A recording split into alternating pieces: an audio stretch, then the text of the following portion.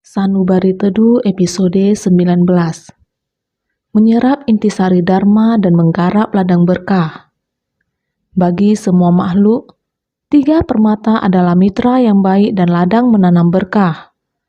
Mereka yang kembali dan berlindung kepadanya akan mengikis karma buruk dan menumbuhkan berkah yang tak terhingga. Mereka yang mempraktikkannya akan terbebas dari penderitaan tumimbar lahir serta memperoleh kebahagiaan dari pembebasan. Saudara sedharma sekalian, tekad kita untuk mendalami ajaran Buddha hendaknya dipelihara dengan baik karena pikiran terus berubah-ubah. Jika kita dapat menjaga pikiran dengan baik, maka kebenaran yang akan kita peroleh bersifat mutlak dan abadi. Kebenaran yang abadi ini haruslah dijaga dan dipelihara. Jika kita tidak memiliki keteguhan tekad dan tidak memiliki ketulusan, meski telah memperoleh kebenaran abadi, kemurnian kita akan segera tertutup kembali.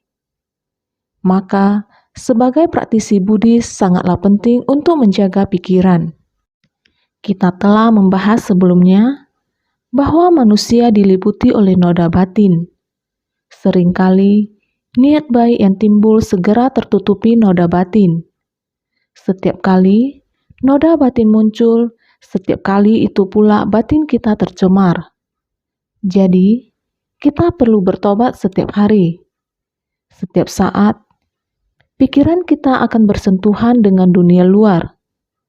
Baik ketika menghadapi masalah di luar maupun dalam keluarga, jika pikiran kita melekat, noda batin akan terus bertambah.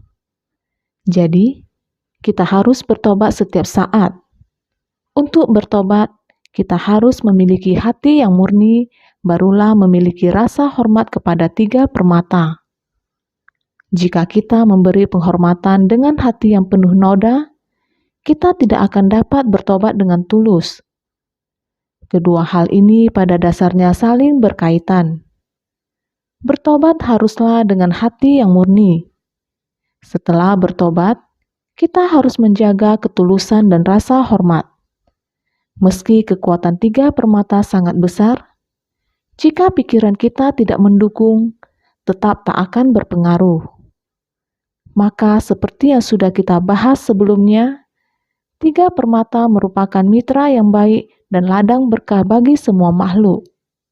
Sebagai manusia, jika kita dapat menggarap ladang batin dengan baik dan terus menaburkan benih kebajikan, maka inilah ladang berkah.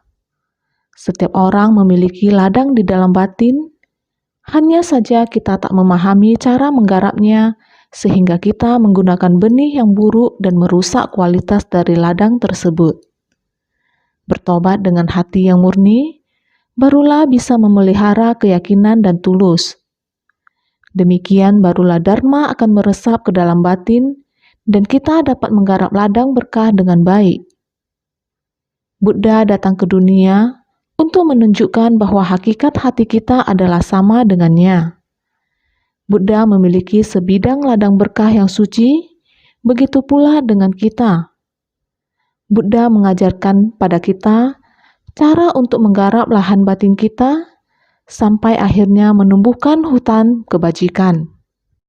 Demikian pula, jika kita mengikuti cara yang Buddha ajarkan dan menanam benih-benih yang baik, benih-benih tersebut akan tumbuh menjadi pohon dan kelak juga akan menjadi hutan kebajikan. Inilah ajaran Buddha yang membuka selubang noda batin kita selapis demi selapis dan kemudian memberi petunjuk kepada kita sehingga kita tahu bahwa ternyata kita juga memiliki sebidang ladang berkah. Bagaimana cara menggarap ladang berkah ini? Buddha dengan sungguh-sungguh membimbing dan mengajarkan pada kita cara meningkatkan kualitas sebidang tanah ini. Setelah kualitas tanah membaik, Buddha mengajarkan benih apa yang harus ditanam. Inilah yang disebut memberi petunjuk. Sebagaimana sering kita katakan, mohon guru memberi petunjuk pada kita. Mohon Buddha memberi petunjuk. Ini berarti membuka dan membangkitkan agar semua orang menyadari bahwa ternyata kita semua memiliki ladang berkah yang sama dengan Buddha di dalam batin. Yang sama dengan Buddha di dalam batin. Buddha membabarkan Dharma satu demi satu agar kita memahaminya. Inilah yang disebut memberi petunjuk. Setelah mendapatkan petunjuk, apakah diri kita sudah tercerahkan? Petunjuk berasal dari Buddha, Dharma, Sangha, namun apakah diri kita sendiri sudah tercerahkan? Jika kita telah tercerahkan, kita baru dapat menyelami, masuk ke dalam pintu kebenaran yang abadi. Jadi, pikiran kita harus terhubung dengan Dharma. Jika tidak, meski Buddha, Dharma, dan Sangha terus memberi petunjuk kepada kita tetap tak dapat menerimanya dan tak mampu merealisasikannya. Kita sungguh tidak berdaya. Oleh sebab itu, Buddha dengan penuh welas asih memerhatikan semua makhluk. Ini menunjukkan bahwa Buddha sangat berharap semua makhluk dapat memperoleh pembebasan. Namun, sangat disayangkan makhluk hidup diliputi kebodohan. Buddha terus-menerus kembali dan tidak meninggalkan dunia saha. Tetapi makhluk hidup tetap tidak mau berubah. Maka, dengan cinta dan welas asihnya, Buddha mengamati semua makhluk. Beliau pun tak dapat melakukan apa-apa. Sebelumnya kita telah membahas bahwa 3 permata adalah mitra yang baik dan ladang berkah bagi semua makhluk. Meski 3 permata begitu dekat dengan kita, tetapi terasa sangat jauh. Walaupun sangat dekat dan dapat terjangkau, kita malah membuat jarak yang sangat jauh dengannya. Jadi, baik sebagai mitra maupun sebagai guru, jika kita tidak dapat menerima ajarannya, 3 permata pun tak mampu berbuat apa-apa. Jadi, sebagai manusia, jika kita hendak menanam ladang berkah, kita harus tulus berinteraksi dengan Dharma. Ini disebut ajaran yang mengena. Kita harus memiliki interaksi yang tulus dengan Dharma. Mereka yang kembali dan berlindung kepadanya akan mengikis karma buruk dan menumbuhkan berkah yang tak terhingga. Mereka yang mempraktikannya akan terbebas dari penderitaan tumimbal lahir serta memperoleh kebahagiaan dari pembebasan. Dikatakan bahwa mereka yang kembali dan berlindung kepadanya akan mengikis karma buruk. Kembali dan berlindung di sini berarti hati kita harus tulus mengambil perlindungan. Mengenai perlindungan, dalam bahasa Mandarin, kata berlindung kui terdapat atas huruf putih pai dan kembali fan. Artinya dari hitam menjadi putih. Namun, pengertian kembali di sini adalah bagaikan seorang pengembara bodoh yang pergi meninggalkan rumah, melawan orang tua dan keluarga, dan melakukan berbagai kejahatan di luar. Jika mengerti untuk bertobat, kita dapat segera menyadari kesalahan. Ada pepatah mengatakan, kepulangan anak yang membangkang lebih berharga dari emas. Maksudnya adalah jika berniat mengubah diri, kita harus lebih dulu memperbaiki kesalahan, baru dapat kembali pada yang benar. Maka dalam teks dikatakan, mereka yang kembali, jika memang kita dapat kembali, hendaknya kita kembali secara utuh. Jangan kembali lalu keluar lagi dan mengulangi perbuatan buruk, lalu setelah kehilangan arah, barulah berkeingin untuk kembali lagi. Jika terus demikian, maka selamanya orang ini tidak akan berubah dan tak akan memperoleh pencapaian. Demikian pula halnya, karena kita adalah praktisi Buddhis, kita harus berlindung dengan sepenuh hati. Hati kita hendaknya tetap selaras dengan ajaran Buddha. Kita tahu bahwa sejak masa tanpa awal, sebagai makhluk hidup kita telah menimbun banyak karma buruk. Buddha mengajarkan hukum sebab dan akibat. Segala sebab dan kondisi pasti akan mendatangkan akibat. Berlindung pada Buddha Dharma bukan berarti bahwa setelah menyatakan perlindungan, maka kita pasti akan terselamatkan dan dapat bertindak semaunya, atau segala keinginan kita akan terkabul. Ingin sehat maka akan sehat, ingin harta maka dapat harta, meminta anak maka dapat anak, ingin kedudukan maka dapat kedudukan. Bukan seperti itu. Jika Anda mengharapkan kekayaan, kesehatan, anak, dan kedudukan, namun di kehidupan lampau Anda tidak menanam benih ini dan tidak menghimpun berkah, bagaimanapun Anda memohon tak akan berguna. Kecuali saat ini kita segera memahaminya, lalu segera menciptakan berkah. Setelah menanam benih kebajikan ini, barulah kita dapat memetik hasilnya. Jadi, kita harus paham bahwa saat ini, kejadian hari ini, adalah buah perbuatan masa lampau. Penderitaan yang kita alami pada kehidupan ini adalah akibat dari perbuatan kita di masa lalu. Jadi, hukum sebab dan akibat harus kita pahami dengan jelas.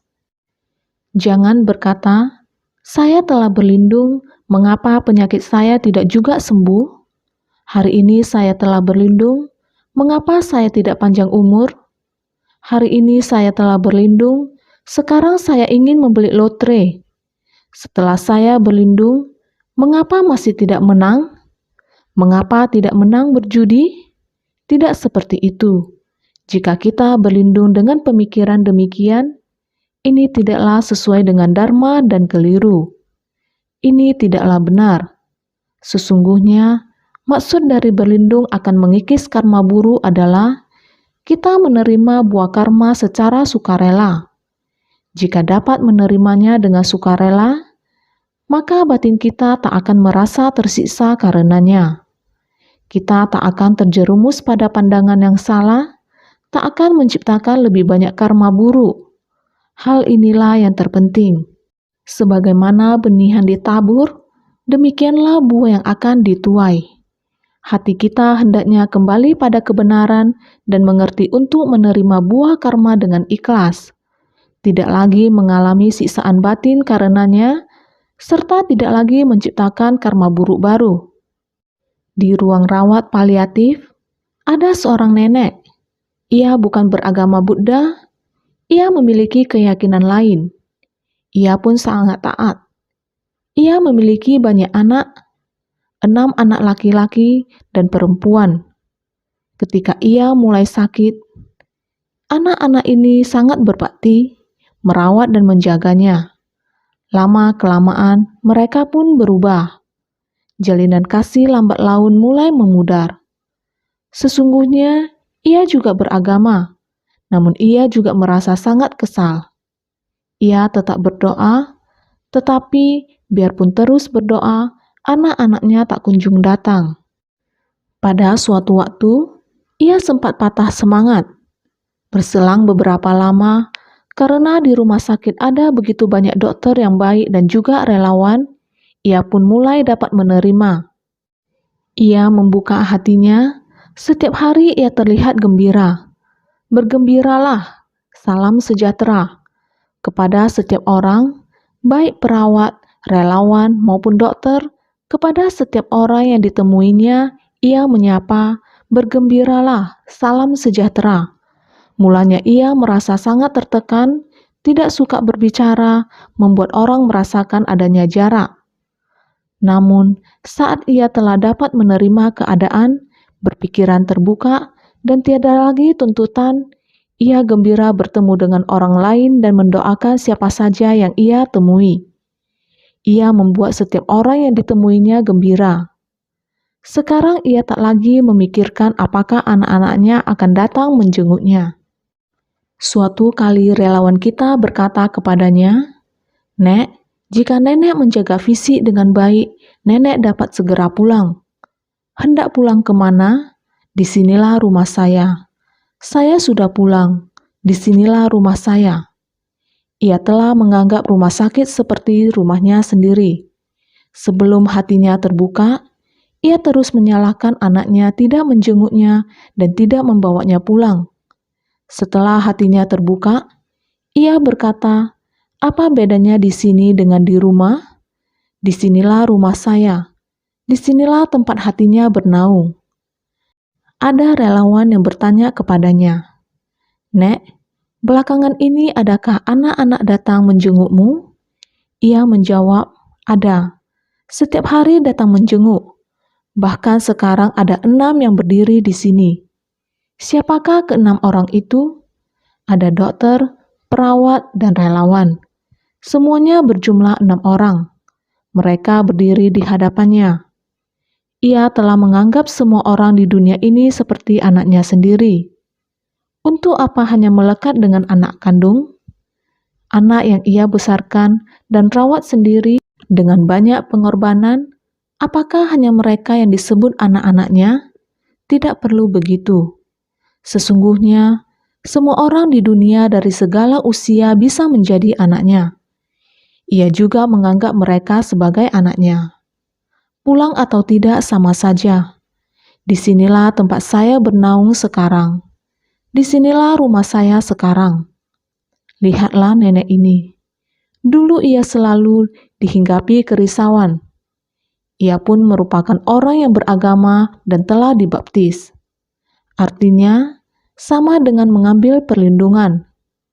Ia juga berdoa dengan tulus, semoga anak saya datang menjenguk. Bisakah saya lekas sembuh? Bisakah saya lebih cepat pulang ke rumah? Selain ia tak berhenti berdoa, batinnya juga penuh pertentangan dan merasa tidak bahagia. Ia menjaga jarak dengan orang lain. Lihatlah, ketika kerisauan hilang, ia menjadi bahagia dan gembira. Orang-orang yang menyayanginya, merawatnya, mendampinginya, tidak ada bedanya dengan anak sendiri. Ia merasa gembira. Meski akhirnya meninggal dunia, ia telah melalui sepotong waktu yang membahagiakan dan menggembirakan. Di hari-hari terakhirnya, orang-orang tetap menjenguknya. Ia mengucapkan selamat tinggal dengan gembira. Berselang 2 hari kemudian, ia pun meninggal dengan tenang. Dari sini kita dapat lihat bahwa berlindung akan mengikis karma buruk. Di mana letaknya akar keburukan ini? Ada dalam hati kita masing-masing. Karena karma buruk kita telah berbuah, kita harus menerimanya dengan sukacita. Jangan membungkus benih karma ini dengan noda batin hingga ia terus tumbuh dan menjadi semakin besar. Maka, setiap praktisi Buddhis, kita benar-benar harus memiliki pandangan yang melampaui hal-hal duniawi. Kita juga mendengar berita, di rumah sakit Seci Dalin ada seorang pahlawan kehidupan yang berani. Usianya masih terbilang muda. Tidak seperti nenek tadi yang berumur 70-80-an. Ia baru berusia 40-50-an, masih tergolong usia produktif. Waktu muda, ia sangat giat bekerja, memikul tanggung jawab, dan membesarkan anak. Meski dalam kondisi sakit, ia hanya memikirkan keluarga dan anak-anaknya, sehingga ia tidak menghiraukan penyakitnya sampai didiagnosis menderita kanker payudara. Tetapi, ibu yang satu ini sungguh seorang pemberani. Setelah mengetahui kondisinya, meski sudah agak terlambat menjalani pengobatan, ia menerima semuanya dengan rela. Tetapi, secara fisik ia berusaha sekuatnya untuk sembuh. Meski secara batin ia menerima dengan ikhlas. Maka karena berusaha sekuat mungkin, ia memutuskan untuk datang ke rumah sakit Seci Dalin untuk menjalani perawatan dengan terapi listrik dan kemoterapi. Setelah beberapa waktu, lukanya melebar seperti kuncup bunga yang mekar, terlihat sangat menakutkan. Secara perlahan, berselang beberapa bulan, lukanya yang terbuka itu pun sembuh. Di masa-masa itu, seperti kita tahu, kemoterapi sangat menyakitkan.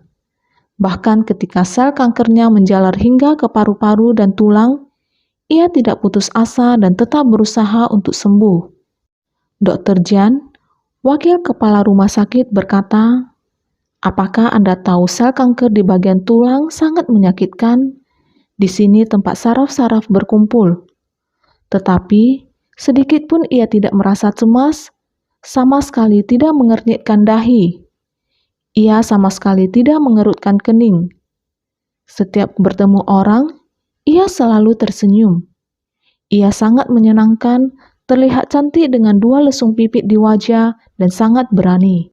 Ia bukan saja berani demi dirinya sendiri, melainkan juga menjadi seorang relawan. Dengan mengenakan pakaian pasien, ia mendatangi setiap kamar pasien dan memberi semangat kepada mereka. Bahkan ia ikut membagi-bagikan makanan. Bahkan bila ada pasien yang tidak mampu membersihkan diri sendiri, ia pun tidak segan-segan membantu. Menggosok kepala dan menyisir pun ia lakukan. Meski penyakitnya sudah sampai stadium akhir, ia tetap seorang pemberani. Tak lama, dengan tersenyum ia mengucapkan selamat tinggal pada semua orang dan meninggal. Inilah yang tadi kita sebut bahwa benarlah bila kita berlindung, maka akan mengikis karma buruk. Jika kita dapat melakukannya, karma masa lampau akan terkikis. Namun benih karma yang telah kita tanam tetap harus kita terima buahnya. Namun, dari sisi batin, penderitaan akibat karma ini telah lenyap. Ia tak akan melakukan karma buruk lagi, jadi ia dapat menumbuhkan berkah tak terhingga. Banyak orang yang mendoakannya, ia meninggal dengan membawa berkah tak terhingga. Mereka yang kembali dan berlindung kepadanya akan mengikis karma buruk dan menumbuhkan berkah yang tak terhingga. Mereka yang mempraktikkan akan terbebas dari penderitaan tumimbal lahir serta memperoleh kebahagiaan dari pembebasan. Contohnya nenek dan wanita pemberani yang kita bahas tadi. Cobalah renungkan, bukankah mereka telah terbebas dari penderitaan akan kelahiran dan kematian? Batin mereka telah mendapatkan kebahagiaan dari pembebasan. Inilah yang disebut pembebasan. Inilah yang dinamakan mengikis karma buruk.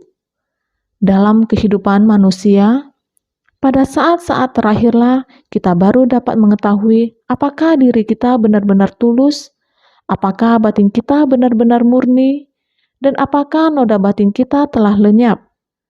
Semua ini harus dilihat di saat-saat terakhir. Saudara sekalian, saya harap saat kita semua masih bernafas, janganlah kita membiarkan niat dan pikiran kita lengah. Untuk itu, bersungguh-sungguhlah setiap saat.